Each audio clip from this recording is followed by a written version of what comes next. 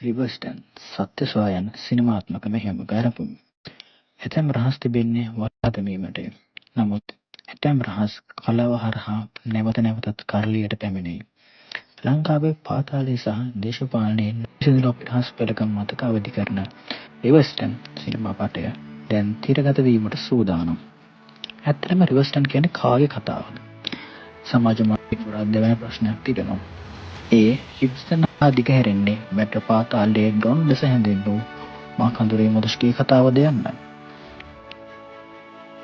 දේශපාලන මිලටක් ගැනීම සඳහා පාතාලය පාවිච්චි කරන ආකාරය සහ අවසානයේ සාක්ෂි සැඟවීමට ඔවුන්ව විනාශ කර දමන ක්‍රියාවලිය මෙහි මැනවින්ම රූප ගන්න බවක් පේනවා. ආවුලකින් නිමට එකනියම නිරන්තර දරාපල ගන්නට.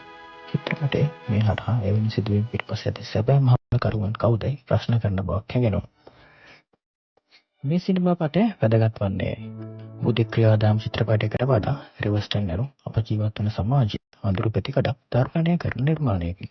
අධ්‍යක්ෂවරයා සහ කණ්ඩායම උත්සාහ කරන්නේ සත්‍ය සිදුවීම් ඇසුරින් ගොඩනැගුණු ප්‍රබන්ධයක් කරහා ප්‍රේක්ෂකයාගේ ඇස් ඇරවීමටයි.